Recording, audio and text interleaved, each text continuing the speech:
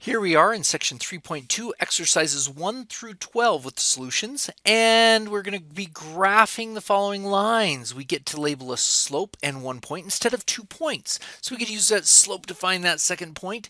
Remember, we have two shortcuts. Y equals mx plus b. This is called the slope-intercept form because right there is the slope, and the other guy is the intercept, the y-intercept. So if we can get y by itself, we've got it mostly made. We'll also bring up, we'll use this one as our mainstay, but we'll also bring up that if it's ever written like this, if you solve for y, the slope is always going to be negative a over b. We'll bring that up as we see it happen.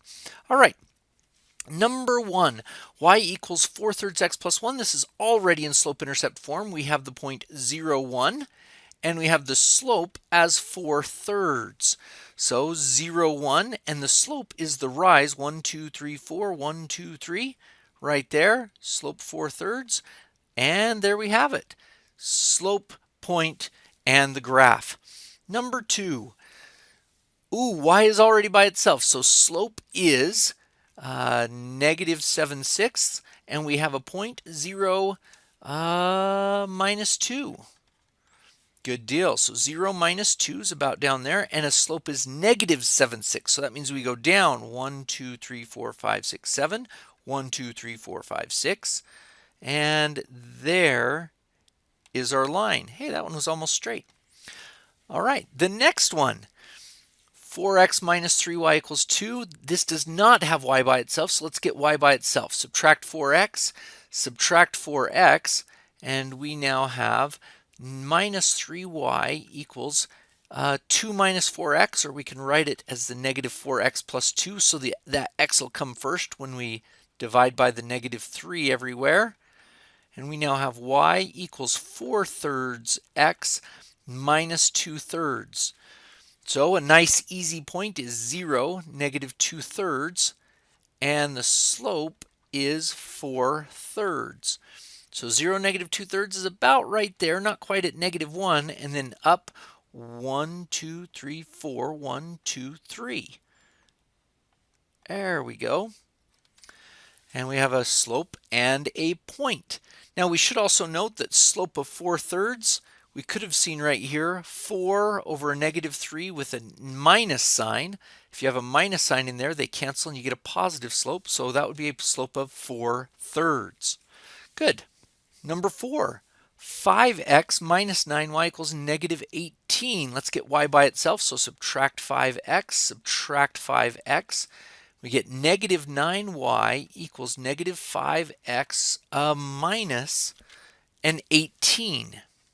Okay, so divide by negative 9, divide by negative 9, divide by negative 9. We get y equals a positive 5/9 slope plus 2. Oh, that's an x in there. Plus 2. So that means we have the point 0, 2 and the slope of 5/9. Good. We just labeled the slope and a point. And now the graph 0, 2 is right there, and up 1, 2, 3, 4, 5. 1, 2, 3, 4, 5, 6, 7, 8, 9.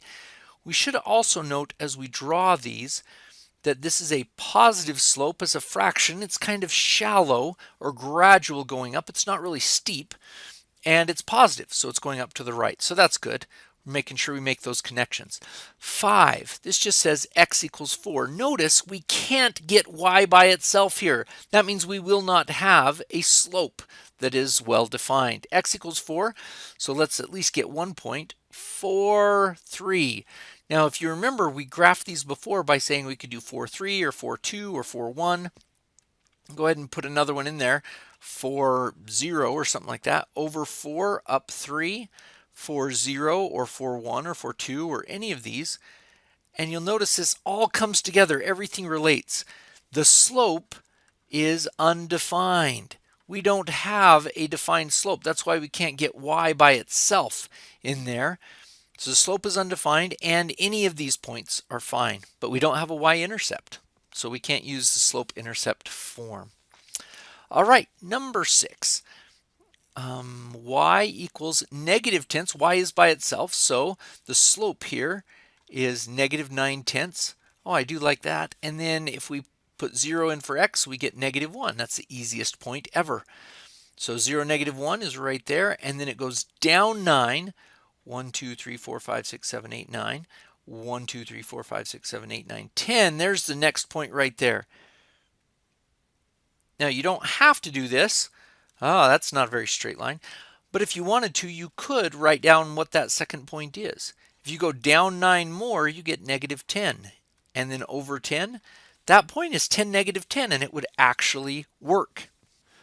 Number 7, y is by itself. Excellent. That means this guy right here is the slope. Slope is 7/3. And we have a nice happy point. If we stick 0 in for x, we get 4 to come out. 7/3 times 0 is 0, plus 4 is 4. So 0, 4 is right there. And slope of up 7, 1, 2, 3, 4, 5, 6, 7, 1, 2, 3. Notice that this is a very positive slope, very large positive slope. 7/3 is like 2 point something, so it's steep and positive. All right, number 8. Y is by itself. Oh, happy day. We get to use this shortcut. The slope is right there. Slope is a -5/6, so it should be going down as we go to the right. And it has the point 0, 2. So 0, 2 is right there, and then down 1, 2, 3, 4, 5. 1, 2, 3, 4, 5, 6. And there we go. Okay, there we go. Slope and a point and the graph.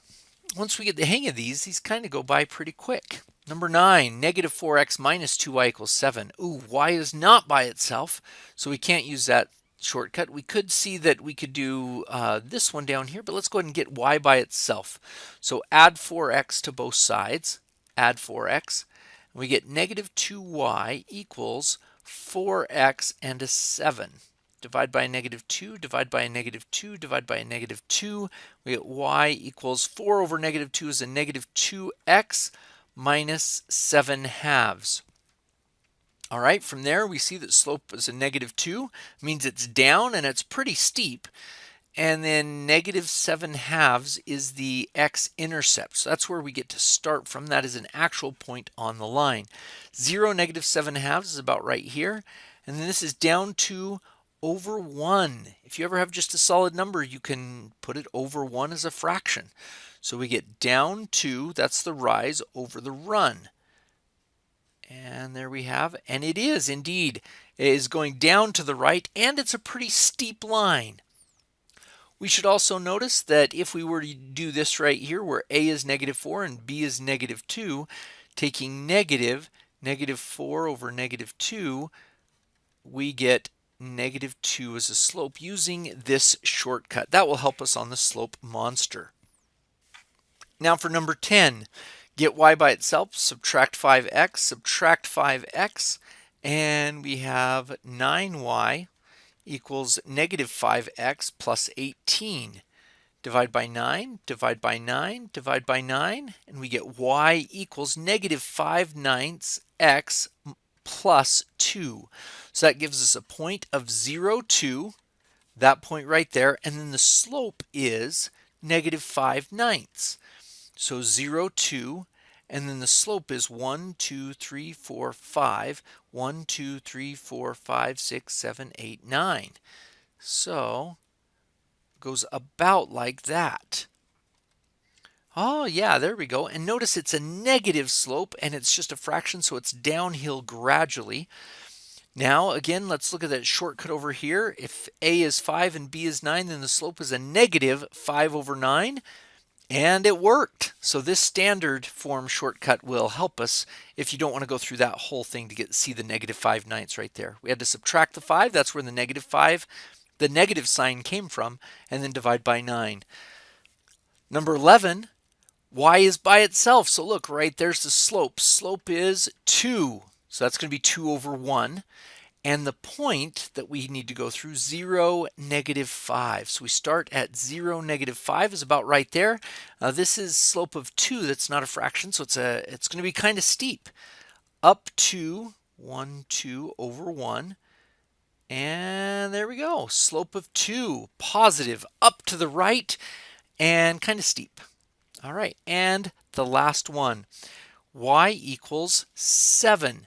Now notice y is indeed by itself, but there's no x. That's right. That means that the slope must be a 0. There is 0 x's over there. There is, however, a point 0.07 that we're going to go through. And if you recall how we graphed these before learning about slope, we could have done 5, 7, 2, 7, 3, 7, 9, 7, anything where y is 7 and the x is 0. 0.7 is right there. And so it goes across right like that with a slope of 0. 0 rise, and then it just goes for however long it needs to. Good.